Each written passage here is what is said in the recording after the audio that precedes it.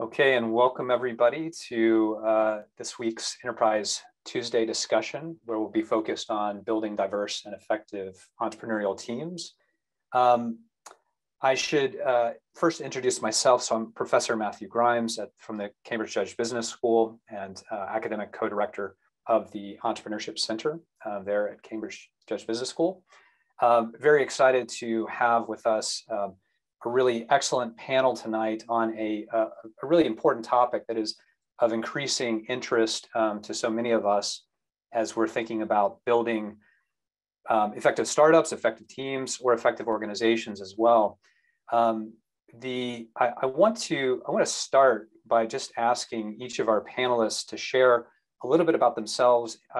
Typically, I would ask the panelists to introduce themselves more generally, but I think as well, it'd be good to get a sense not just of who you are and what organizations you're working with, but also how your current team environments look like and how you tend to interact within those teams. So perhaps I'll start kind of in clockwise order here. So maybe we can start with Steve and work our way around. Good evening, everyone. Steve Marsh, founder and CEO of a company called Geospock. We're a big data technology company. Prior to founding the company, I was here in Cambridge at the computer lab, Churchill College, doing a PhD in building custom supercomputers for carrying out real-time simulation of human brain function. Geospock's been going for about 9 years now. We've raised £26 million in VC funding, and at our pre-COVID peak, we were about 75 employees spread between Cambridge, London, Singapore, and Japan.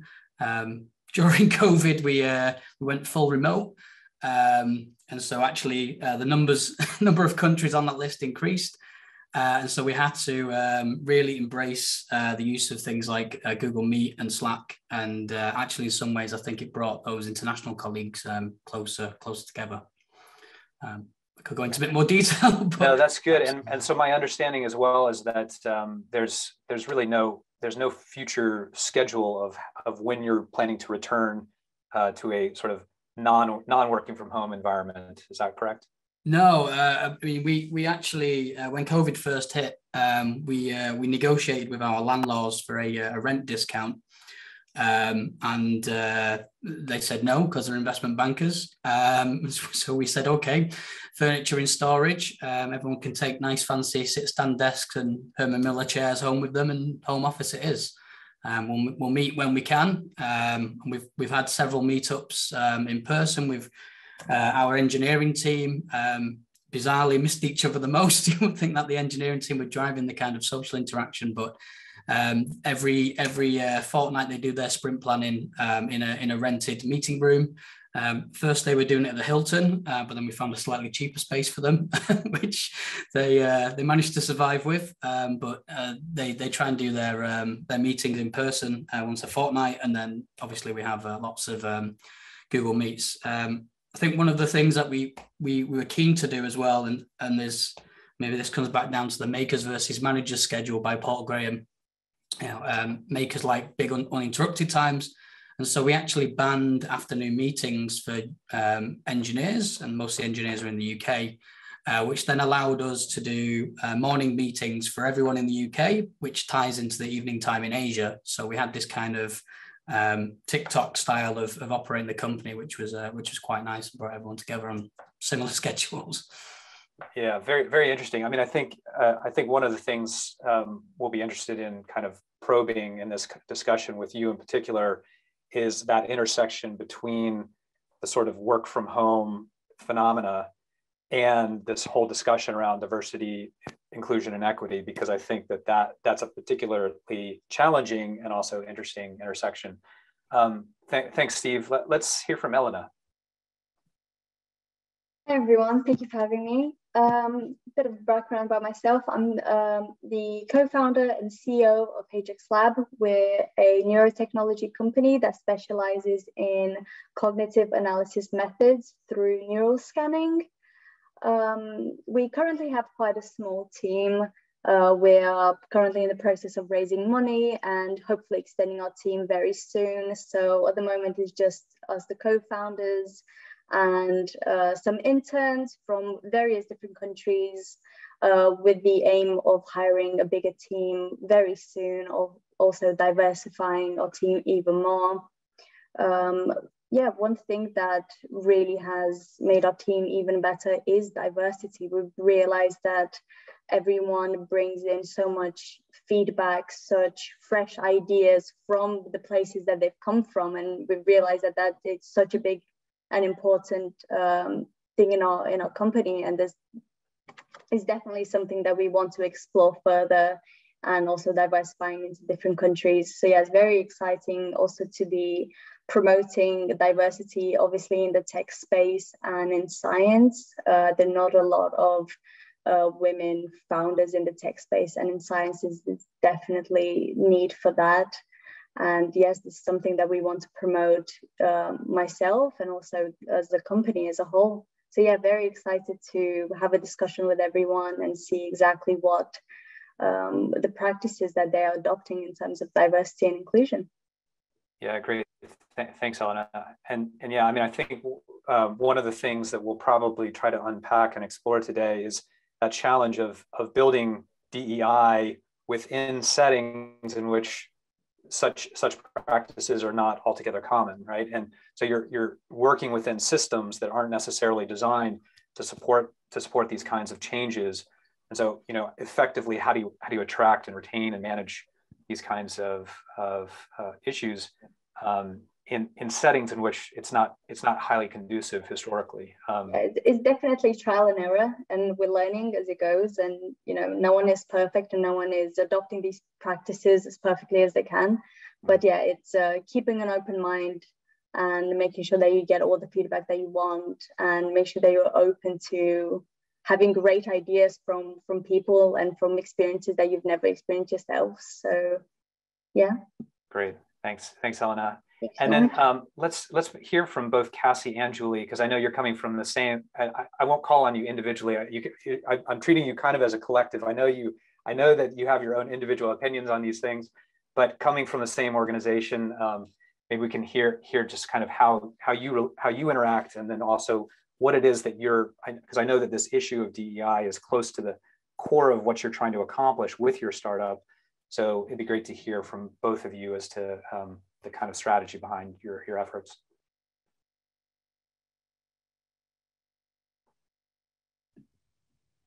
Oh, Julie, I can start. Sorry, maybe I should have called on you. No problem. So I'm Cassie. I'm the co-founder of Leap, along with Julie, my fabulous co-founder who's here.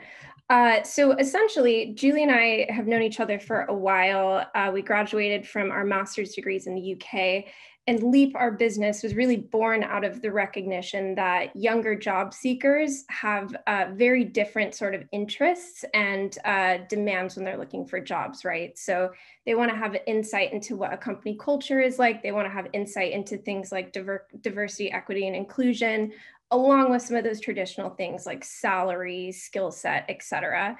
So essentially, Leap, we're an early stage startup.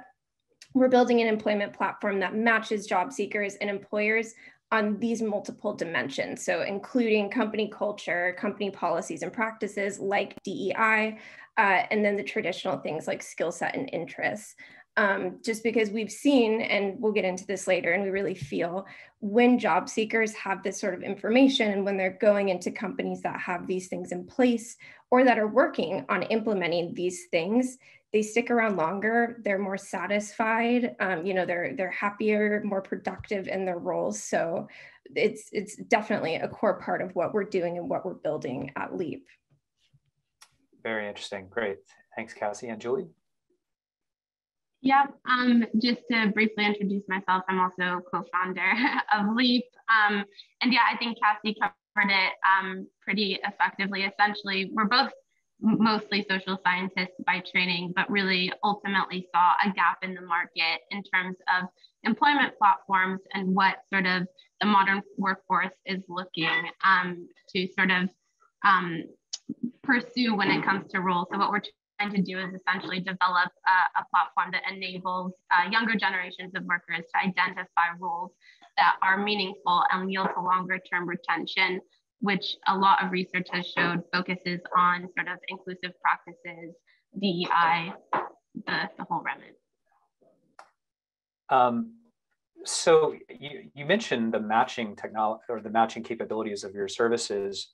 I'm curious just to know whether that's sort of a bottom-up matching process where individuals are sort of matching themselves to specific jobs that they're interested in and looking for these criteria, or are you actually trying to build out artificial intelligence matching such that you can eventually start to push opportunities towards individuals?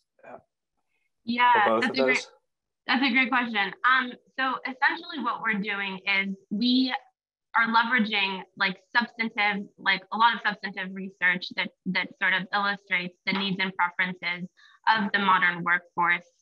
We're also leveraging a lot of our own direct research that we've been able to conduct with students, younger job seekers, and just sort of essentially drawing on this body of research to build out a framework that we believe represents sort of the needs. And so what we do try to do is take things a step further, and build out multiple dimensions that reflect this demographic in particular. Ultimately, our objective is to build that out into a technology system and an algorithm that we can develop and refine over time. But I think what is exciting about what we're doing, drawing on our sort of social science backgrounds, we really are trying to develop a framework first that yields those sorts of connections. And that is, again, rooted on a number of different sort of fields of scholarship. Yeah, it's very interesting because I know there's been a lot of discussion about some of the challenges related to artificial intelligence and diversity within organizations, right? The ways in which algorithms tend to be based on historical information and therefore replicate those historical patterns. And so how do you build out matching capabilities that actually, promotes and encourages diversity rather than homophily or kind of similarity within organizations? I know that we're going to push the conversation into some different directions, but do you have any thoughts on that particular issue? 100%. So, I mean, I think fairness and sort of in AI is at the top of our minds. We want to be at the cutting edge of sort of a lot of the research that shows the sort of bias the algorithm sort of can yield. I think at this stage, really, though, what we're trying to do is really root the matching process in the needs and preferences of the individual. So we're trying to develop a highly personalized system. And for us, that means actually being able to determine what attributes and dimensions we want to measure in the first instance. So it's not so much, I think that this might become an issue for us later down the line once sort of we feed existing data into sort of the algorithm and have that drive the matching process forward. That could be something that becomes an issue. But I think in this first instance, we're trying to sort of really draw on and develop dimensions that we consider that individuals can sort of self-report on, if that makes sense. And so it's not so much that we're using other data to drive that, which will become an issue later down the line, and sort of is a great question. And I think we're not quite there yet, but it is something that we are considering. Yeah, very, very interesting. So as we push into some other questions here around this issue of DEI and effective teams, I do want to encourage our attendees to feel free to ask questions in the Q&A box at the bottom of Zoom. I'll be monitoring those. We'll probably get to those towards the end of the panel, but feel free to ask them in real time as the questions come to mind. And if I feel like there's a way to weave those into the existing conversation, I might do so prior to waiting till the end of the discussion. With that in mind, so I want to talk a little bit about the sort of the case for diverse teams and the kind of the benefits associated with diversity, because there's been a lot of increased discussion in the press regarding this broad case for diversity, right? It's not just an obligation, a societal obligation, but rather there's benefits that can accrue to your teams to the extent that you are thinking about building in diversity into your organizations. But I think one of the things that I've noticed about a lot of these conversations is that they, generally speaking, tend to overlook startups or growth stage organizations as kind of a focus of that discussion. So I'm curious to hear from you all as either people who are living out that kind of startup journey, or in the case of Steve, have been through that and now into the growth stage. What has been your kind of lived experience of either the organizational or maybe strategic benefits of diversity within your teams and organizations? Maybe we'll start small and go big. So maybe we can start with Leap and then work our way back up to Steve's. Yeah, so for us, I think we're still a relatively small team, right? So we're a startup, we're growing. Julie and I are the only full-time members, and then we work with a number of people on a part-time basis. We work a lot with other startups who are just sort of starting this DEI journey, or who are at a certain place and they want to make it known to their job seekers that, this is something they're working on, or something that, they want to do to improve their internal functioning as a team. And I think one of the biggest sort of benefits that we've seen from organizations we've worked with is as businesses, we're always trying to put out a product that genuinely fits the needs of the markets that we're serving, right? And if you don't have people on your team who are sort of reflective of all the different people within the markets, there may be some gaps you're not seeing, right? So I think even when it comes to things like, strategy meetings and thinking big picture, some of the organizations that we've seen who are really prioritizing this, bringing on more people, diversifying their teams, are coming up with problems that they can solve that they didn't necessarily know that they could solve yet, if that makes sense. Yeah, so a lot in terms of noticing and detecting opportunities, but also understanding how to connect those opportunities, connect diverse inputs into something that can turn into something novel. Okay, great.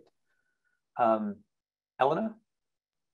Yeah, I mean, I can give you like a great case example for us. A bit of a background: we started our business as a consultancy, so we used on our competitors' technology and we performed a service. We talked to businesses, we performed neural scanning, we saw how people reacted to certain stimuli, and we realized that the technology just was uncomfortable. Myself, as I'm disabled, and I've had issues with the technology, and I realized there's things that we can do to improve. And because of my personal experience with the technology, we really reframed our entire business. So we pivoted during COVID, and now we are bringing out our own technology based on the experiences that we've had before. So I think if it wasn't for us to have, different perspectives, we wouldn't have had the product that we have now. And we didn't have, the ideas to really reframe the entire product and the market, as well as our team being so diverse. We really got ideas from such different areas, from different markets, and it really stopped the team from developing tunnel vision. It's very easy to just attract people that are exactly like you, and that makes you more comfortable to share the ideas. And even though at the beginning obviously you were a bit more uncomfortable with the idea of being disagreed with, because people had such different experiences, but I think overall it gave us such a fresh perspective overall, and it really made us explore different markets that we haven't accessed before, and also different talent that we had no idea that we needed. So I think, even from our experience, over the years, we realized that I think we really need diversity, and that's why we're basing our business upon this diversity, because it's realized that we just didn't explore such exceptional talent if we weren't open to these opportunities and to bringing out such different people. Yeah, I mean, so it seems like clearly during these exploration phases where you're essentially on a search, right? You're trying to search for a lot of possible inputs, or you're trying to discover possible customers or customer segments. That sort of diversity has benefits, but I guess, you know, it seems like one of the challenges is finding focus within that, right, as well. So to the extent that, I mean, you mentioned the potential disagreements that can arise from these different experiences.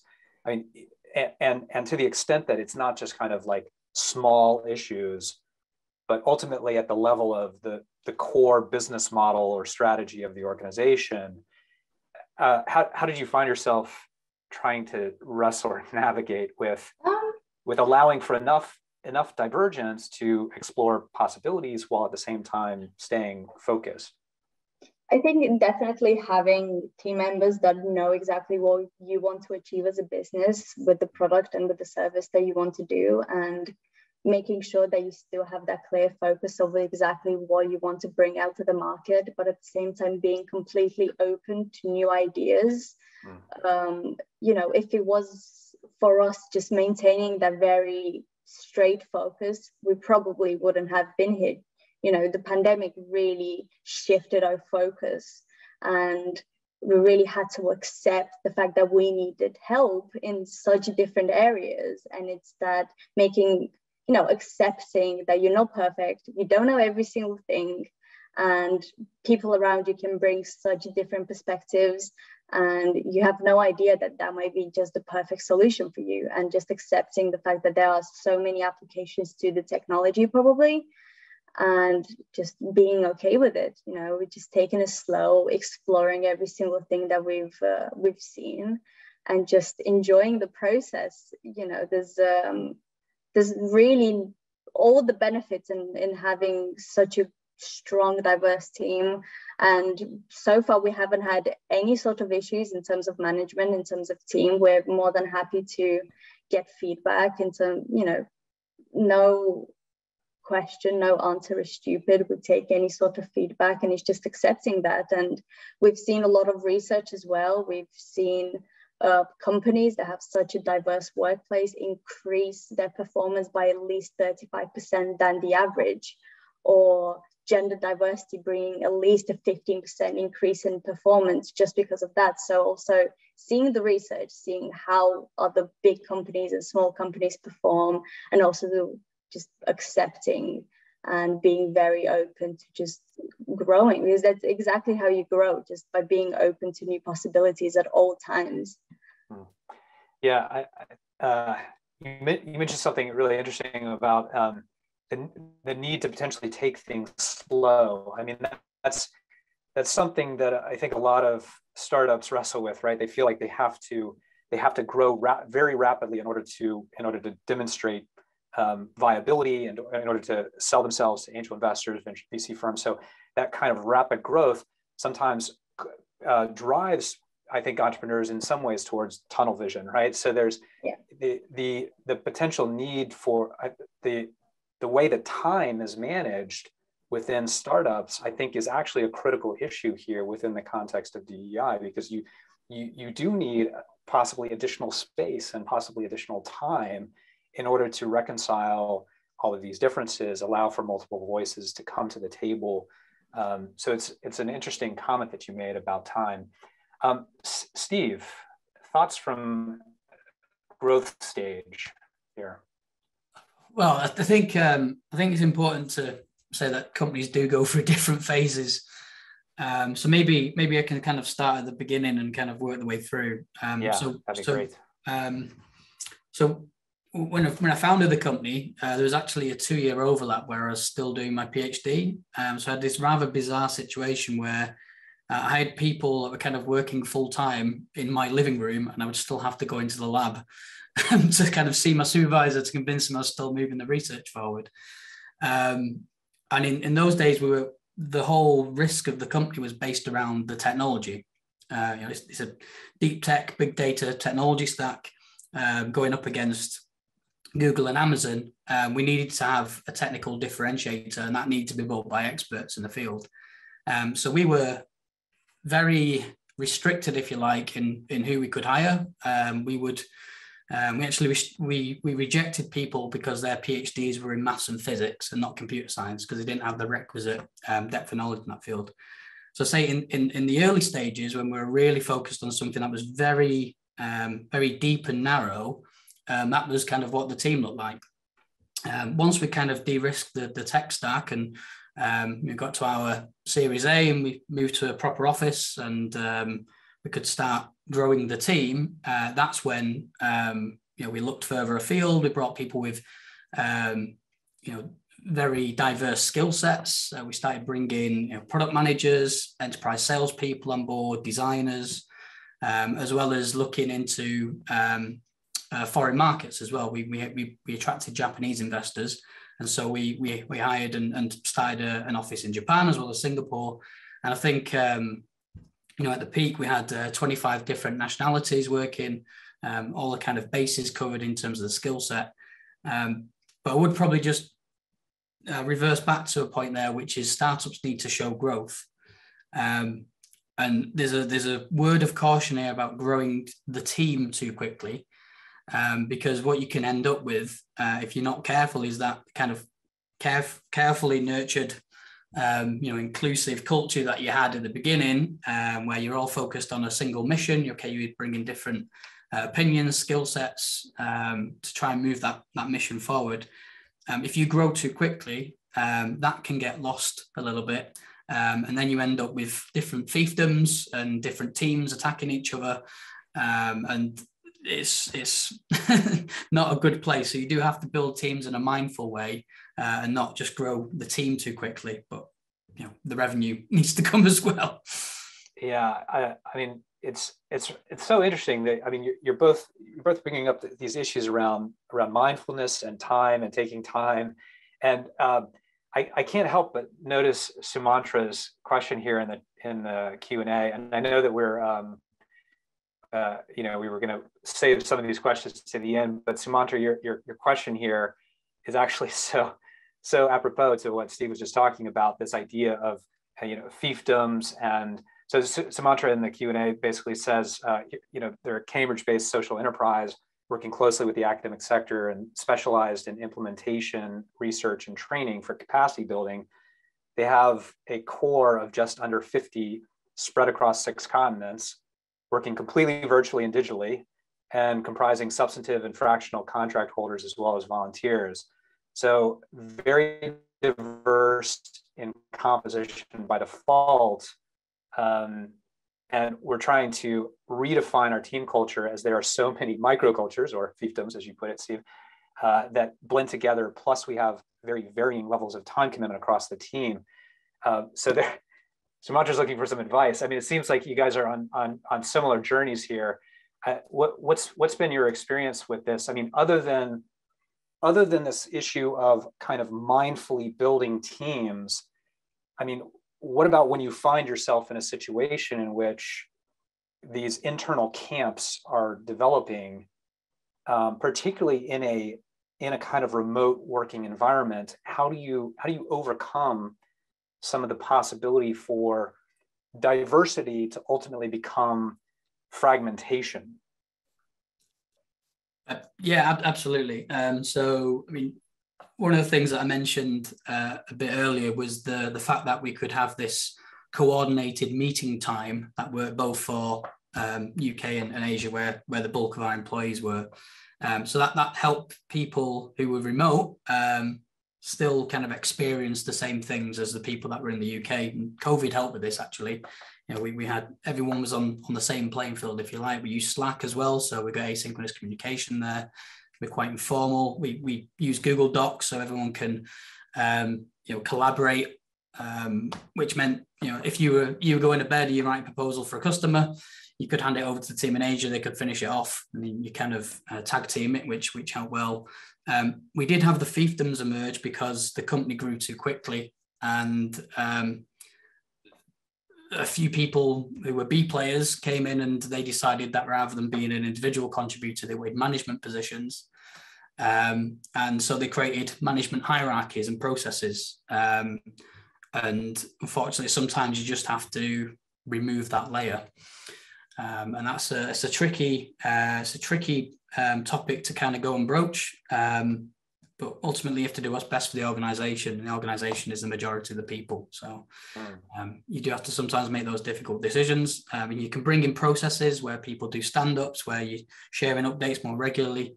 But if you notice individual bottlenecks that are creating these kind of sticking points around them, then sometimes you might have to move them on from the organization, which is difficult but necessary. Yeah. What I don't know if there's other thoughts on this question as well. I mean, one potential thing I wanted to throw into the mix here is potentially around culture. I mean, Steve, you mentioned process and structure as two key kind of levers to pull here. I don't know if any of the other panelists have thoughts on potentially the importance of culture as well as a potential lever to pull. How do you build this kind of culture of DEI or of inclusivity, redefine, as Sumantra says, redefining the team culture? How is that done in your experience? And just really open question to any of the panelists there. Yeah, I can jump in a bit here. I think to share from sort of an earlier stage perspective and along with some of the startups that we work with, oftentimes I think people talk about inclusive cultures or DEI as like a final destination or like a tick box, like you have a certain amount of quote unquote like diverse employees. And so therefore your company is diverse and doing like great at DEI. Which is obviously absolutely not necessarily the case.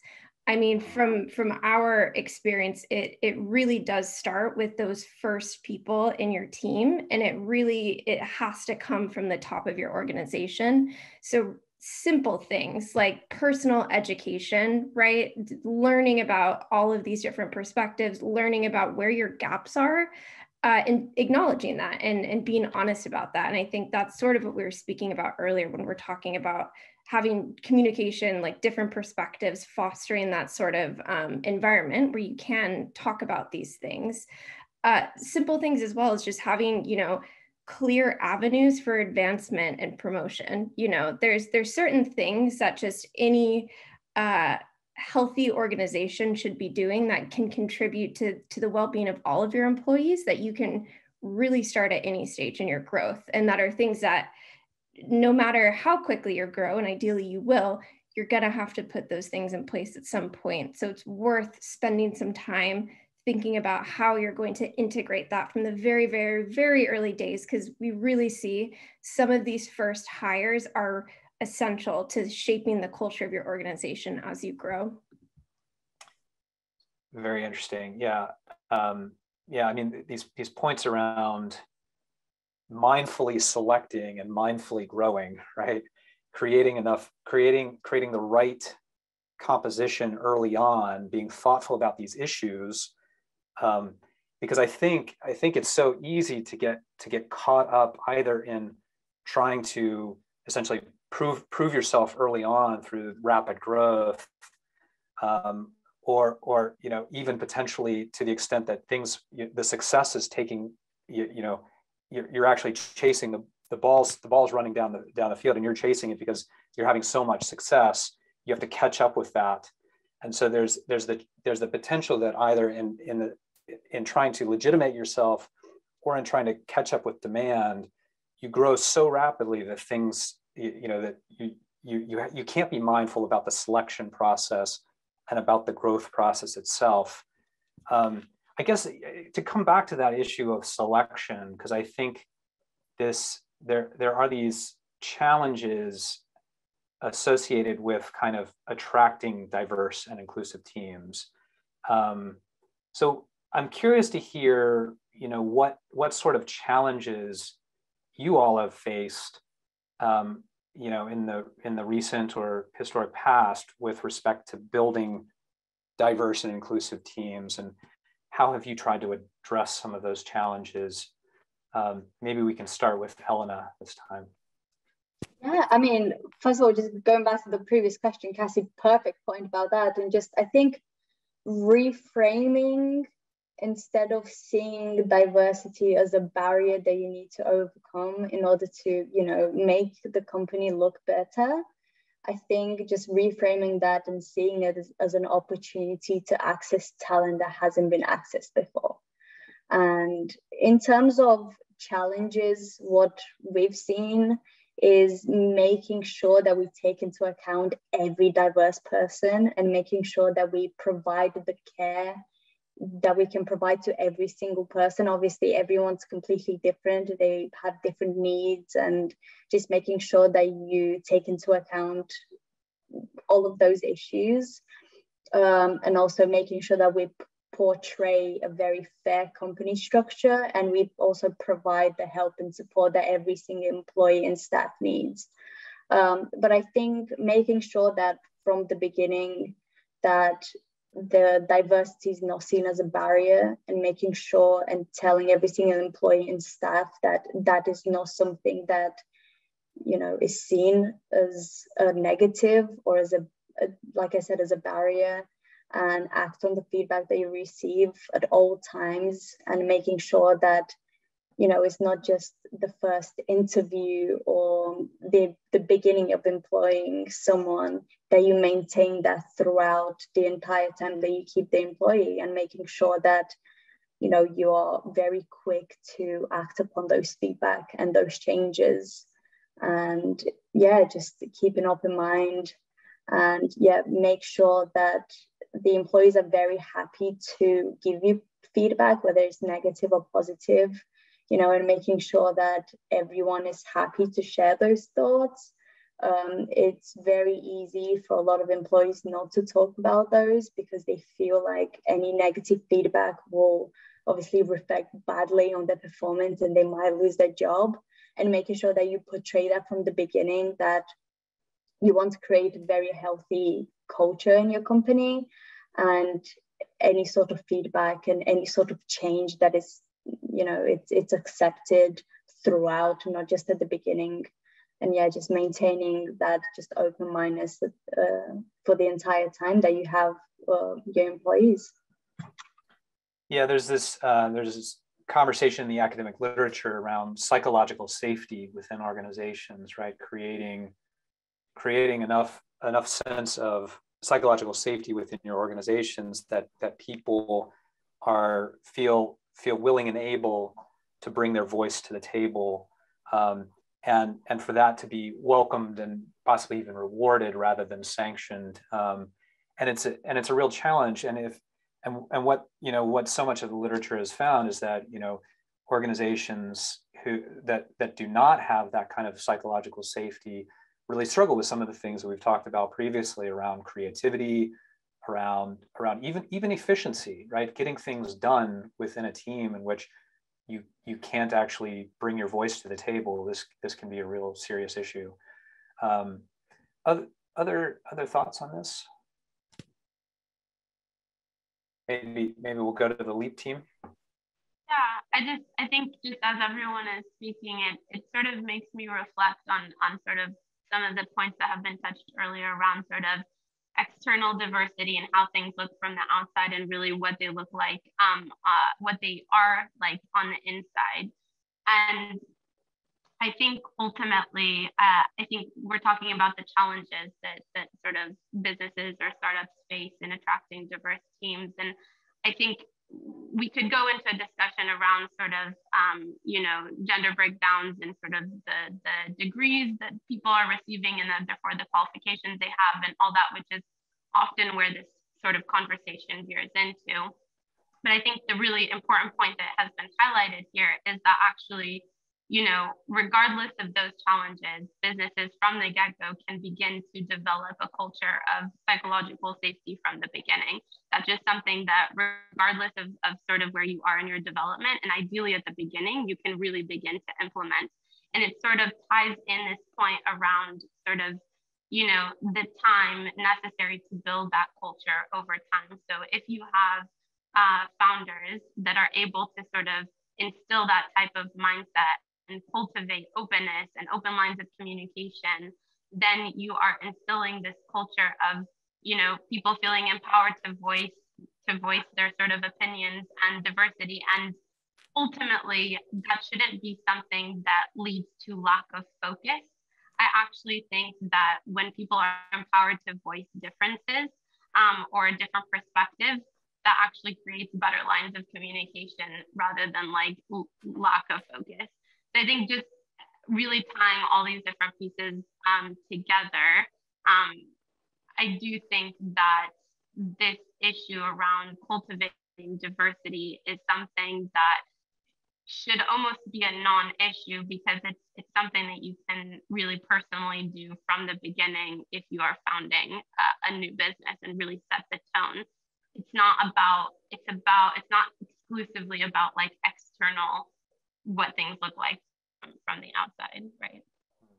I mean, I guess one thought here is, you know, psychological safety. You know, we tend to talk about this concept in the context of larger organizations where there's bureaucratic lines of authority and where it's sometimes difficult, you know, because there's all these policies in place around performance management, and so it may be that people get penalized by their superiors. In startups where there's flatter organizations, I mean, how does this issue play out? I mean, what does the lack of psychological safety look like in startups, and what are some practical tips that you might provide our attendees here with, as a startup, how can you create that sort of environment? Any thoughts? I can jump in here. Yeah, I think you're right. It comes down to culture, and that comes down from the founder. And as you start growing, that culture needs to be passed down to the next wave of employees who are going to do the hiring. And really, what we found worked was the keep reiterating that it's okay to question, it's okay to try new things and push the boundaries and fail, because you are pushing those boundaries. But the second you start being rude to one another, that's an unacceptable line that you can't cross. And if you just need to keep reiterating that, and the founder has a job in any organization to live and breathe and eat that culture. Other thoughts? Yeah, I think just to draw on that point, I think there's one business that we work with, which again is really a small business, but again, driving home the point about founders setting the tone. You know, this particular founder spends a lot of time, she doesn't have necessarily the resources always to be able to hire specifically like what might look exactly like a diverse team from the outside, but she does an enormous amount of work to educate herself sort of on these issues and sort of implement them in practice with the people that she's working with. And I think like as a practical tip for particularly small startups just starting out, like that is just really where you want to start with. I mean, it doesn't necessarily need to be more complicated than that. Of course, you want to do the work. There's an enormous amount of work to do around making sure that you are, you know, recruiting from different places where different sort of individuals might be, or you know, making sure that the roles that you're advertising reflect sort of an inclusive language.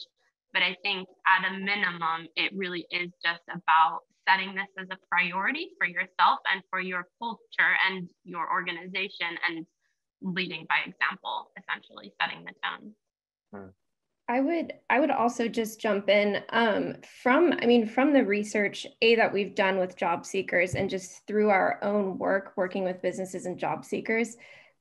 People on the market today, particularly young people straight out of university, they're looking at these sorts of things when they're looking for jobs, right? They want to know what you're doing when it comes to diversity and inclusion. They want to understand what your company culture is like, because the modern worker kind of has less of a tolerance to stay in a culture and in a space where they're not happy. And obviously, as founders, we want to build strong teams that are going to stick around for a long time and do great productive work. And so I think, again, thinking about these things from the start and knowing that if you put this foundation down, and just as simple as being honest about, look, we don't have the resources to have a whole DEI department, but this is how I'm doing my personal work on it.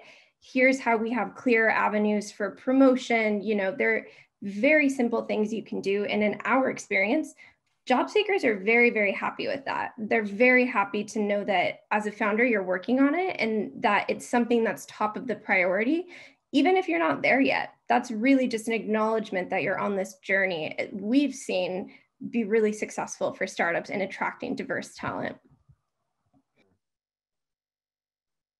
Elena, did you have additional thoughts you wanted to add? Yeah, just, I mean, even from my experience and, you know, before starting this company, it's about thinking of how, if I was an employee, how would, you know, would the directors, how would they be around me? You know, just really shifting that perspective. And when you're creating a company culture and you're thinking, you know, if I was the one working for this sort of company, how would I want them to be? And that's exactly how you build upon that. Like, you know, the other said, you don't have to have every single thing planned out, but you need to be an example. Even if you don't have a clear structure, just making sure you communicate effectively and be very transparent to every single person in the team. And if you're struggling, tell them that you're struggling.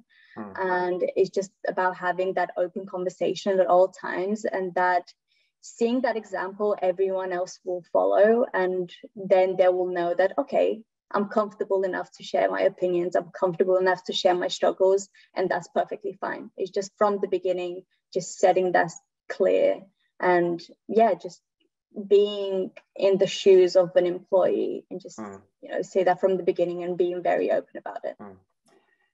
Yeah, very interesting. And Xavier in the chat actually has I think a question that ties in nicely to what we've been talking about. I mean, it's a very kind of practical question where they ask, as CEOs, founders of your companies, how often do you think about your culture, and how do you keep the company culture you've designed developed? I mean, let's start with that first question, because I think that, you know, and I'm going to ask you all to be honest here, you know, how, like, because I think that one of the challenges here is resource scarcity, right? You're operating environments where you're pulled in so many directions. You're a jack of all trades. You're wearing all the hats, and so this idea that we're, you know, okay, you know, you not only have to think about product development and customer development and raising finances and attracting teams, but you also now have to think about DEI and the culture of your business. You know, it feels like one of these things where it's like, oh, okay, yeah, sure, you know, but how do you slice up the pie, right? I'm at 100% or 120%. Is this now 120 to 140% of my time where I spend on culture? So what, you know, in your sort of honest experience, what percentage of your time are you thinking about these kinds of issues proactively? Let's start with proactively, because I think sometimes if you don't think about them proactively, you're forced to think about them reactively. But from a proactive sense, how much time are you thinking about the culture of your startups and your growth stage organizations? Maybe let's start with Steve and work our way around. So the first thing is recommend the book. Okay. And that might give people a bit more background as to kind of how I approached it. But the book's called "What You Do Is Who You Are" by Ben Horowitz. And that is kind of the guidebook I picked up to try and consciously design a culture. And there's many different ways of that, and actually inclusivity is part of that. One of the examples he uses is actually a bit controversial, but Genghis Khan, and how he expanded the empire by incorporating lots of different cultures and the best bits of everything, which is a little bit controversial, but an interesting take on it. The book's a good one. I'd say it comes around once in a while when an incident has happened, or you've gone through a particular phase of growth and you want to plan it for the next phase. When COVID happened and we had to react to that and go remote, suddenly you're now in a change period. You have to think of what that next phase of the company culture is. So I'd say for me personally, it comes in phases, and then what reinforces it is the actions on a day-to-day basis. And you may have to tweak and change, I say, the processes and sometimes the personnel and what their focuses are. But yeah, it comes for me in blocks, and then you live it on the day-to-day. So it's not something that you carve out one day a week to think about culture. It's rather, as the organization grows, it rubs up against emergent issues. Yeah. And those emergent issues trigger you to start thinking, okay, how do I then carve out a significant amount of time to focus on these cultural issues? Yeah. You can kind of see, when the values start drifting. And we had an offsite where the kind of leadership cadre of the company got together, and we sat in a room and we brainstormed culture. And what was the output of that day was a bunch of nice sounding words, and then which was then echoed back into the rest of the team who weren't in the room, and it wasn't really adopted at all because no one was really living it, and it seemed a little bit artificial. So it's really when you can kind of see an issue, bring it to life, say actually that was really good, we should do more of that, or this was unacceptable. And through, I think, those decisions on a day-to-day, that's how the culture is lived, rather than, and you need buy-in from the team, I guess, is one of the main things there. You can't go off and just come down from the mountain with some tomes and say, here's the culture, because it's not going to work. Yeah, it does seem like that's sort of the recommended approach. Go to the offsite, come down the mountain with the tablets and say, here we go. This is these are the commandments, and then let's live it out. And then, but what you're suggesting is actually actions start to build, and you need to then work back from that, reinforcing those actions to actually build the culture in almost a bottom up way, which is an intriguing insight there. And every meeting that a founder is in with the rest of the employee base, you are living, breathing, eating that culture. If you lose your temper, start shouting at people, that suddenly becomes the acceptable culture of the company. So you have to be really conscious of your behavior on a day-to-day basis, and live that culture and be an example to everyone in that organization. Yeah, great. Elena, what how much time do you give to thinking about the culture of your business? I mean, we were actually talking about it today. So and Steve were even talking about the book. So I think just at the beginning, obviously, before you start hiring a lot of people, just getting the core team, founders, advisors, getting every single person together and talking about it. I think that's a very important thing to do at the beginning, because every single person has different opinions about what culture they want. And you don't want to get, months, years in and then realize that people are not happy with it, and it's just differences of opinion. And just from the beginning, just getting everyone together, just asking how do you want to work during your day? Every single person works, hours and hours a week. There's so much of the time is spent working that you really want to get from the beginning exactly how you want to work during the day. And then I think working upon that, and then in a couple of months time, you have a bigger team. And then I guess keep on having the meetings and keep on just bringing everyone in and say, do you have any issues? Are there any things that you're struggling with? Is there something that we thought was a good idea at the beginning isn't working? Is it not working anymore? I think just really getting that feedback continuously and just making sure that you're just ready to switch things up. Because at the end of the day, you know, it's not just everyone's working for that one specific goal, and everyone's got such different skill sets, different talents, different jobs within that company, but everyone's working towards that one specific goal, that one specific product or service or whatever, and making sure that you align with everyone. So, you know, it's just, it goes down to asking that one specific question of, are you happy working here?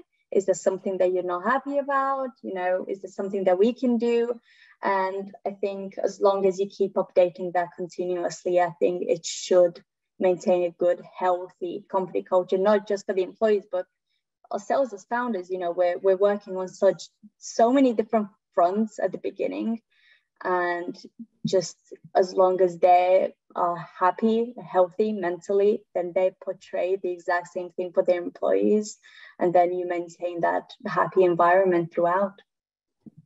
Yeah, I want to comment on, you know, so Steve has mentioned this concept of drift, and Elena, you mentioned this concept of updating the culture. And I think that, you know, it's interesting to think about this in light of Xavier's second question here about like, how you keep the company culture you've designed and developed, because in some ways, I think, you know, so Steve's idea of drift suggests, well, we're off course. We need to reset the course. We need to bring things back in alignment. But one of the things you're referencing, Elena, is that actually the culture of the organization needs to evolve to some extent, right? There's the even to the extent that as an early stage startup, you might have set in place a culture of inclusivity. That very culture of inclusivity might need updating as you progress and as you journey through. And I think that's, you know, that's in line with what you were saying, Steve, about those kind of friction points as you're developing through stages. You have to return to the template and perhaps revise it and revisit it. So it may not be that it's all about retaining the culture that you set initially, but rather being open to questioning that very culture of DEI that you might have put into place early on, and saying, how can we push this further, open it up further? Additional thoughts, Cassie, Julie, on you know, how much time you spend on these issues, how much time you maybe recommend that other teams do, given that this is part of your core business model. Yeah, I quickly first kind of want to touch on your last point, Matthew, about you know, drifting culture versus evolving culture. I think there can be a distinction drawn between the values of your organization and how that then defines the culture, right? So the culture is sort of the actions, the processes, the day-to-day interactions, where the values are really your guiding, you know, posts forward. They're what you're always aiming to do. And I think culture oftentimes should evolve, but it's always sort of rooted in those overarching guiding sort of values, you know, why you founded your organization, what problem you're trying to solve, what's motivating you to solve it. So I do think that there can be, you know, some fluidity when it comes to thinking about organizational culture and as it changes. I think for us, I mean, we think about our company culture all the time, pretty much with any interaction that we have, whether that is with a business we're working with, whether that is with a contractor that we're going to employ or a part-time employee. We really are always thinking about how Leap and how our culture is going to, you know, be at the top of those interactions. Obviously, that's rooted in the fact that, you know, the problem we're trying to solve is giving people information where they can go into organizations that fit really what they're looking for from a company culture, from the policies perspective, and giving them the information so that they can thrive within an organization.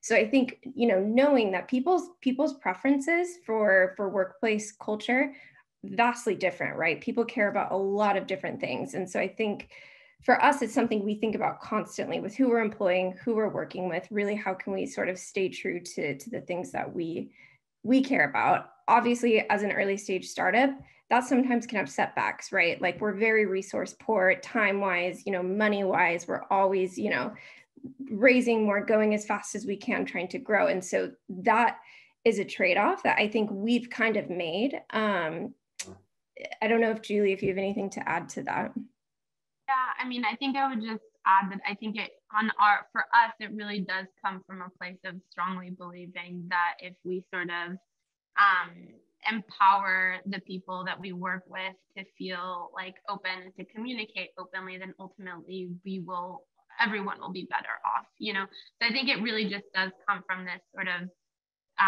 very simple idea.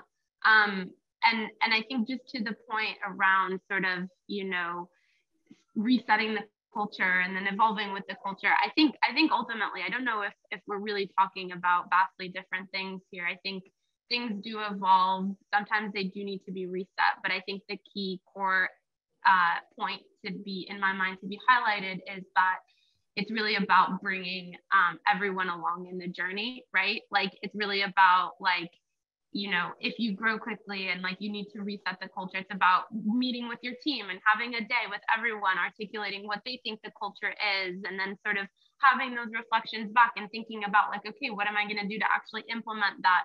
But, ideally it's something that evolves with time because you set the tone and the behavior. It's something that's imbued into the way you work. It's not like, oh, I'm going to think about culture for 5 hours and then like it's literally in the way that you operate. But it's also a matter of bringing people along into that journey as you scale ultimately.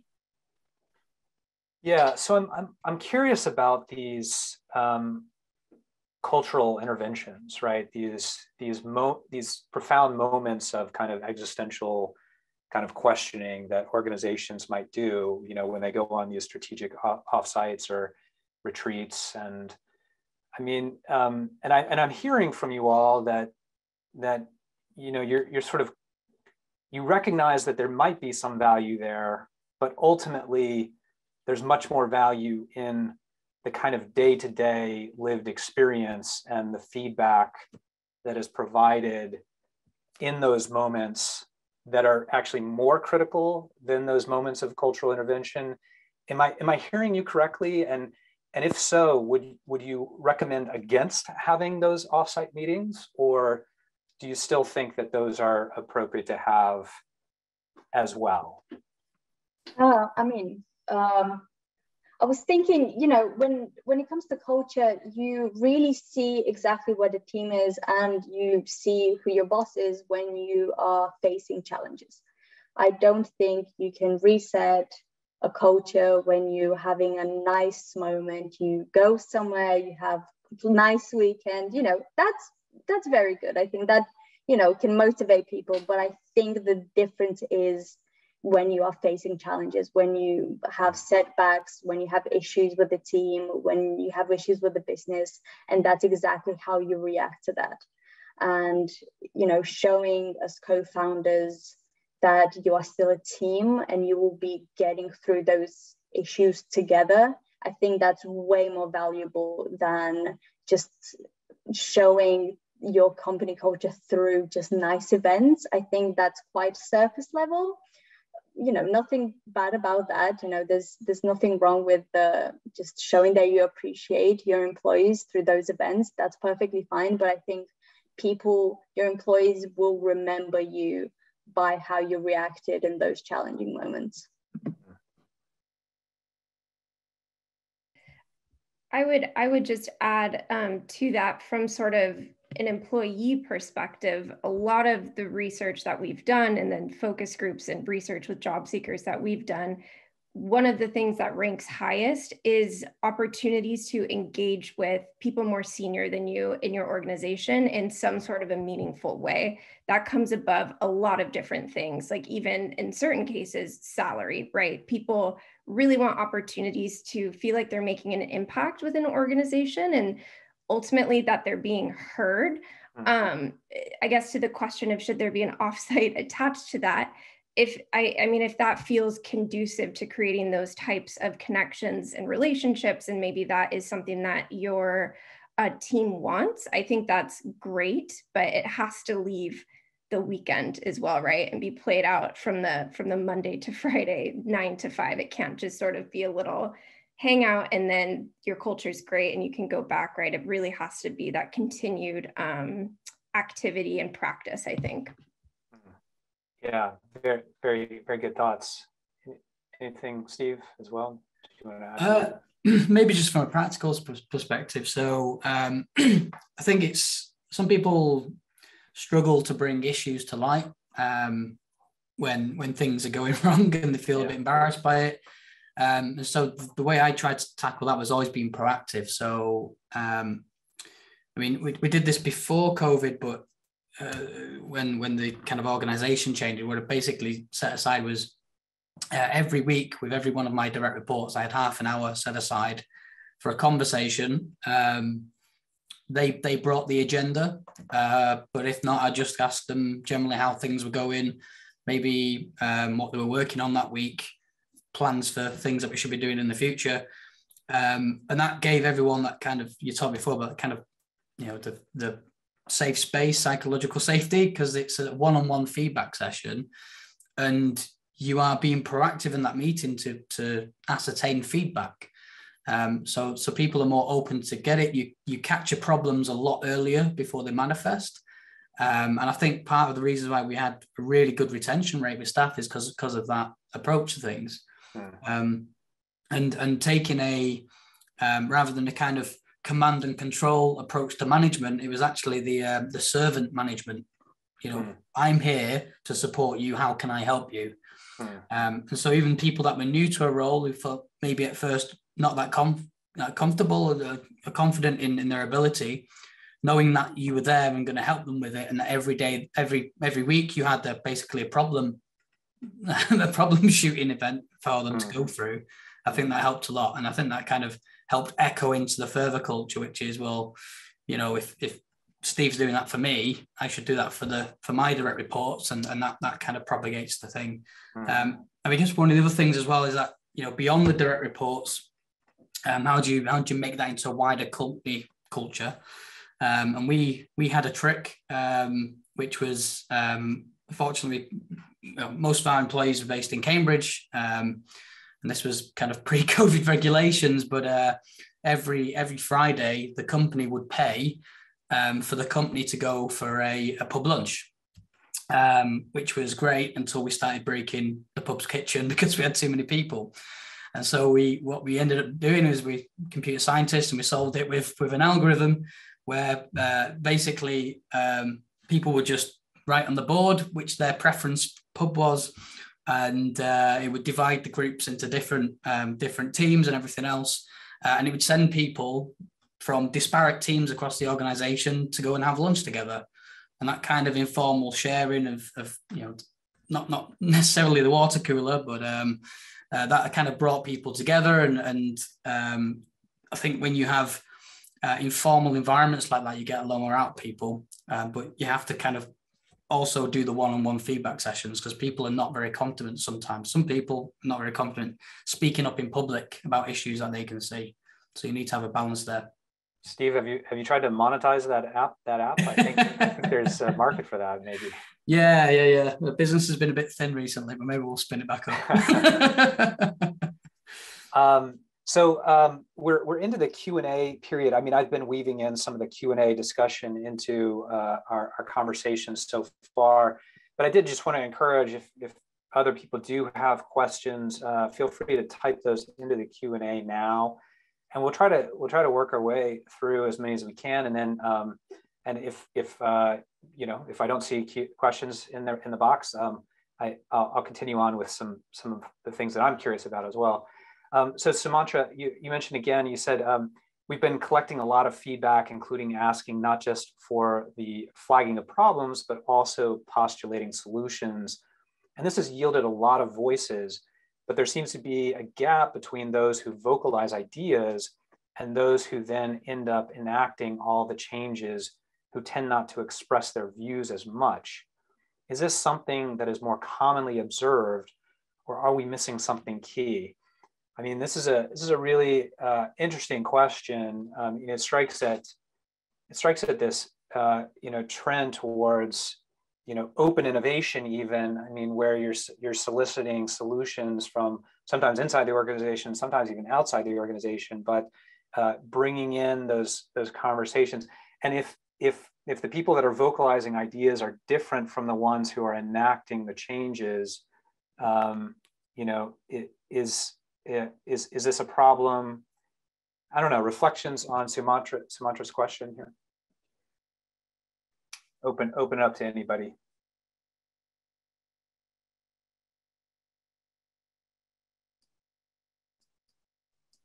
I guess I can jump in.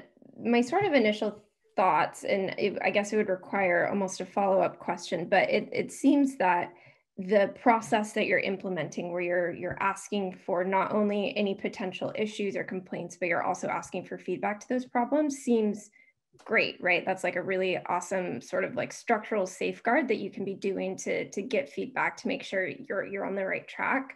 I wonder though, if that's open to everyone, and some people are sort of vocalizing solutions and other people aren't, but implementing, my question would be, I guess, is that open to, was that feedback or that survey open to everyone at the organization? And maybe some people just agree with those solutions and are happy to move those forward. I'm not sure if that's the situation. So I think that we might be able to bring Sumantra into the conversation. I'm not sure.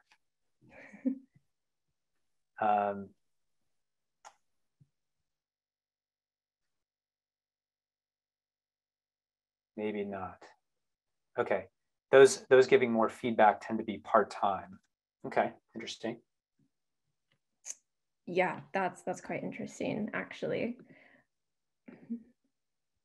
Yeah, I wonder if the part-time, it almost, and this isn't really a solution, just a thought, if it comes with some feeling of, not the same sense of activity or ownership within the organization is maybe sort of an overarching feeling. It might be worth specifically asking those people why, honestly, sort of why they're less vocal. And it could be nothing more than they just agree and they don't have that much to say. I'm not sure what other people think. So I guess, I mean, let's frame this question more generally. I mean, what is the best way that you found in your experience to solicit inputs, into strategic issues, into operational issues? How do you manage that process effectively? Anything from your experience in terms of soliciting and then following up on inputs? Because I think one of the challenges here is that you create a forum for people to, express their thoughts on a potential solution, and then there are too many solutions, you don't follow up on them, and people actually feel less included, even though your interest was in including them into the conversation. So how do you manage this effectively such that people are inclined to, express inputs? You create enough space for your organizations to enact certain inputs, but also possibly reject certain inputs. Like what does this look like practically in your experience?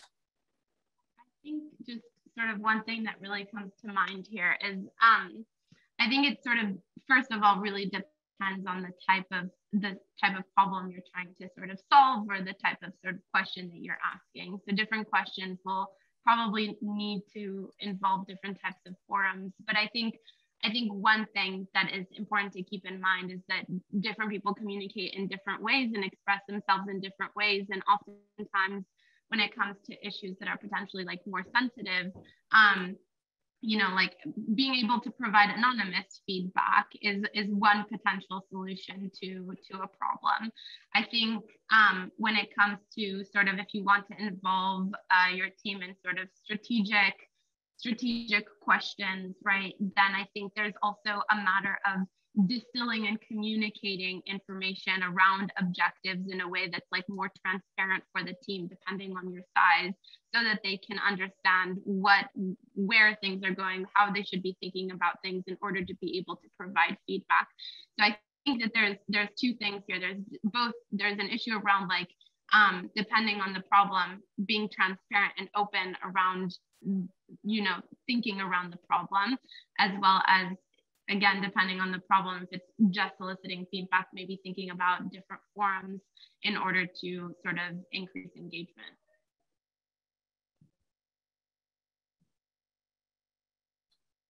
Any other thoughts on this process of soliciting input? Yeah, I wanted to add a bit to that. And I think making it less formal as well, just making sure that, there is no obligation. You do not have to do it. It does not depend that you need to give feedback. You might just not have any, or you might not be comfortable enough to share it, and that's completely fine. And yeah, I think at the same time, making sure that if you do ask for feedback, make sure that you receive it and you tell them that the feedback has been received and you act upon it. Whether, it's not the most constructive feedback or whatever it is, if you give them the option to provide feedback, make sure to listen every single time and don't just sift through the ones that you think they're the most valuable. Because at that point, if a person thinks that, they asked for feedback, but they did not take mine seriously because it wasn't a big issue, I think that will make the others not give anything. So making sure that you're really transparent, make it less formal and just not put any pressure on that. And at the same time, making sure that you listen to every single piece of feedback. Yeah, perfect. I think, feedback needs feedback, right? So you need to acknowledge it firstly. So we've done a few things. So maybe an example from when we were doing product management, if someone requested a product feature, the person asking for that feature would have feedback as to why it was prioritized, why it wasn't, what needs to be changed about it. When we were kind of focusing more on cultural stuff, Google surveys you can put together and get anonymous feedback. That's good at a point, but people are still a little bit reluctant, what we found, to actually write what they're truly feeling in there, because the way that someone writes it is quite easy to determine who said the feedback, right? But we used a tool called Culture Amp, which specializes in taking anonymized feedback. And what it would do is it wouldn't share the feedback itself with the management team. It would show scores relative to other startups they'd work with. And so it gave you an idea of what parts of your culture you should work on without any one individual being isolated for pulling something up. And what you could do there is you could have a whole hands and say, listen, we've done this feedback. Here are the areas that have been flagged to us. Here's what we're going to be working on. Here are some initial ideas. And that, I think, it puts everyone at ease that their feedback's been taken but hasn't been shared. And that's can be a better way of collecting it. It's very interesting how our conversation has sort of turned in this very cultural direction. I mean, we started out with broad discussions around DEI and team effectiveness, and there's been a sort of a bottom-up shift. I mean, as we've been having this conversation, we're sort of really reiterating, and the attendees are also kind of coming back around to these issues around culture as a core theme that we're struggling with, I think, collectively. So Joanne in the Q&A asked a question that says, I work with young people in my role, so I'm interested to know from Cassie and Julie what you found that young people are particularly looking for from company cultures and teams when seeking their first roles following graduation. And we can also include, so others as well who might have perspectives on this, but we'll start with Julie and Cassie. Yeah, great question. It gets obviously to the heart of what we do here at Leap. So really all of the research that we've done shows the biggest things that young job seekers are looking for can kind of be broken down into different categories. So one is organizations who are transparent about what their operations are and what they're doing. So that encompasses things like their diversity, equity, inclusion policies and practices. Again, really at any stage that you're at, even if you're at the early stages, just talking about and being willing to talk openly about what you're doing along that journey to put those structures in place. The second is people are really interested in those operational aspects, what your organization is doing to the environment and to society at large. That's actually something job seekers will look at. So looking at if an organization is tracking their carbon emissions, is trying to lower something, that's something that has consistently ranked pretty high in any research we've done with job seekers.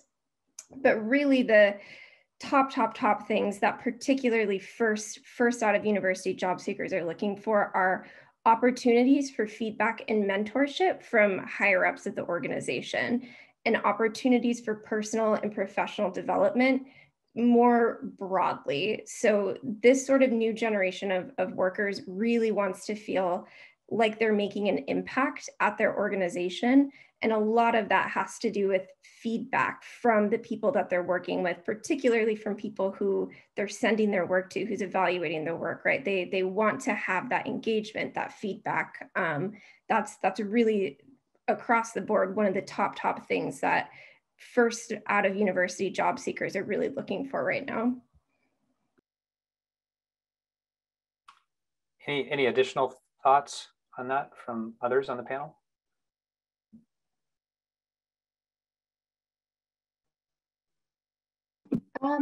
Yeah, I think I will add to that. I think also, yeah, like Cassie said, just providing them with opportunities that are not necessarily within the role as well. That is something that a lot of students also look.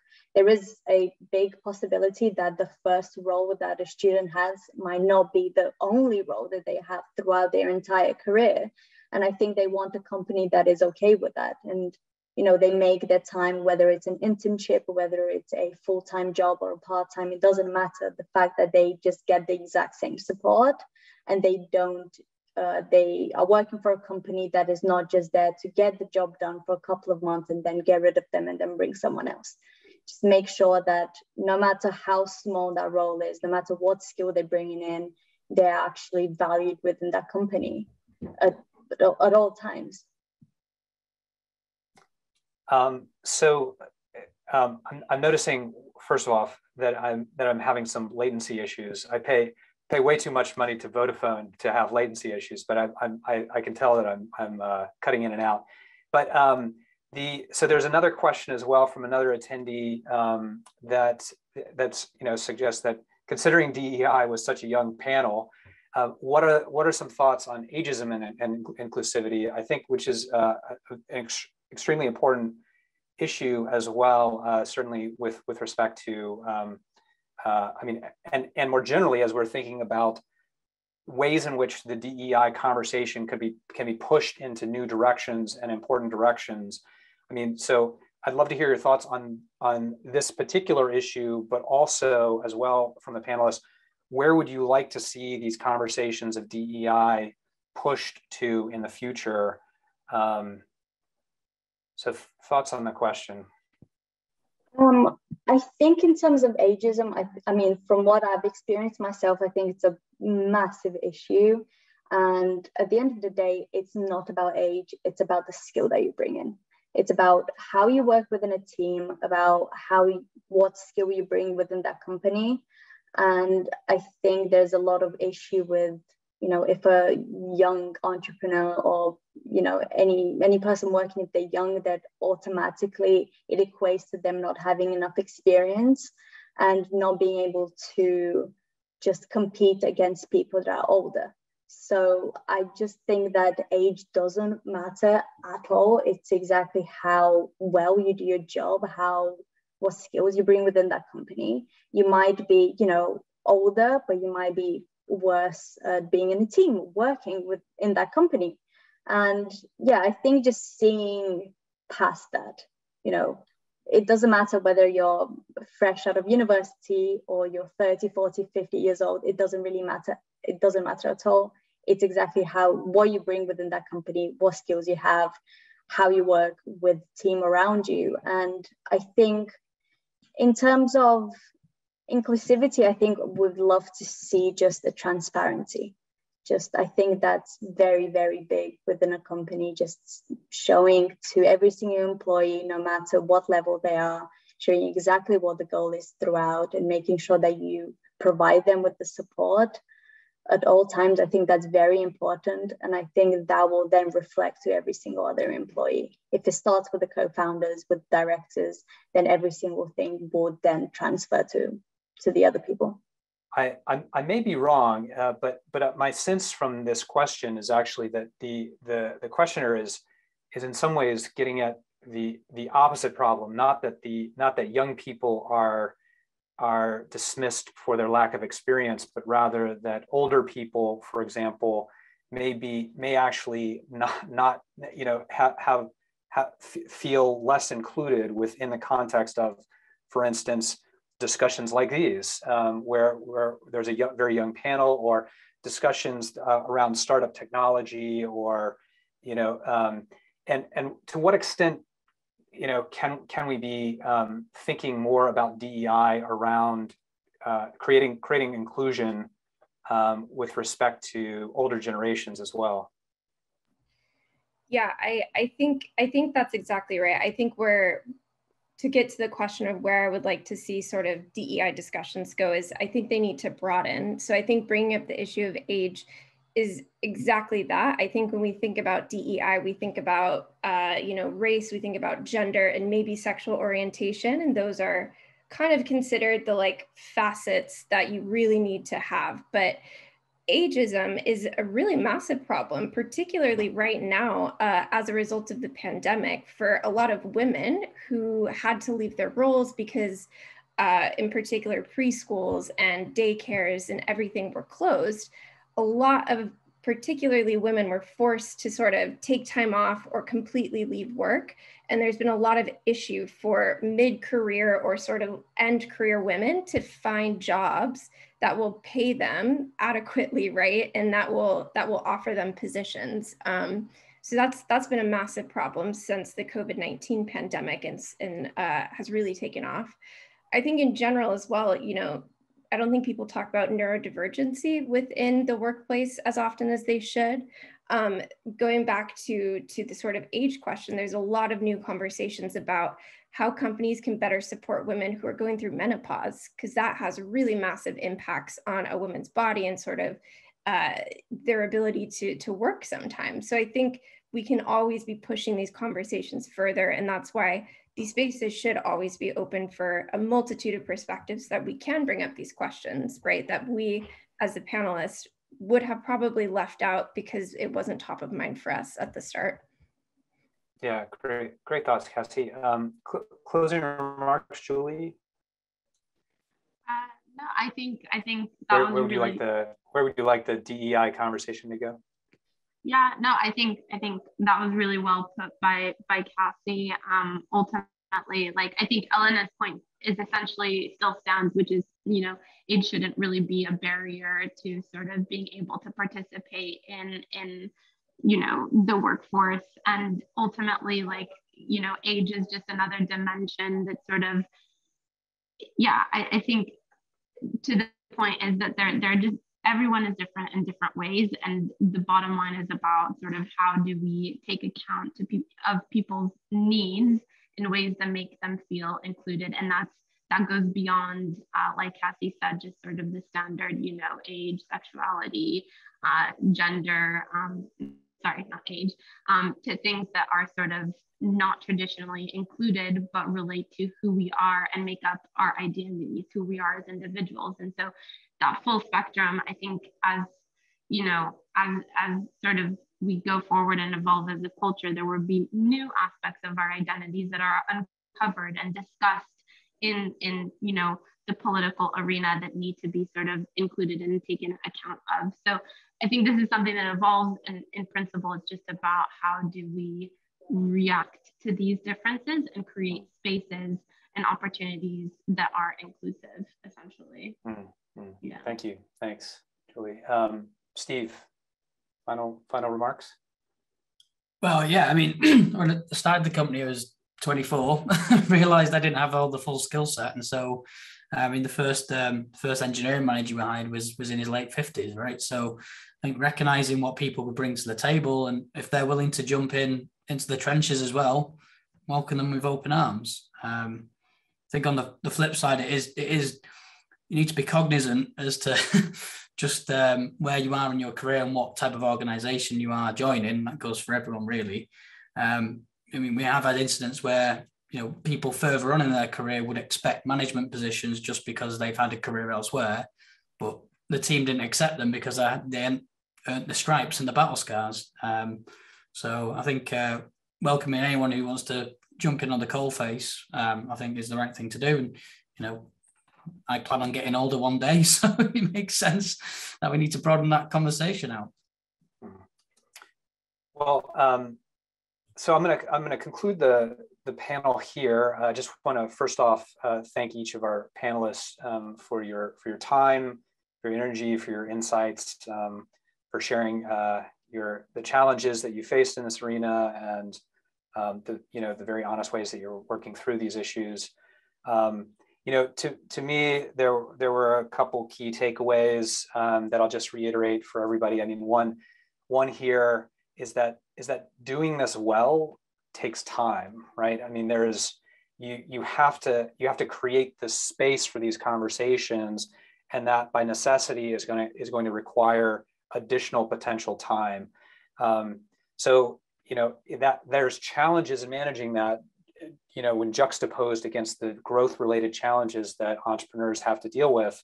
So managing this thoughtfully and mindfully is important, and doing so in a way that broadens the conversation. That's another key takeaway here, is that don't just let these conversations restrict to the small few issues that typically get discussed in this arena. Always be looking for those opportunities to broaden out the discussion. And then the third key takeaway, that culture really matters. You can pull the structural levers, the policy levers, but at the end of the day, it's so much of this comes back around to how you build and manage the culture within your organizations, those day-to-day activities that reinforce the culture that actually exists, rather than just the one that comes down from the top. So thank you all. Thanks for a great panel. Really appreciated all your insights, and thank you to the attendees.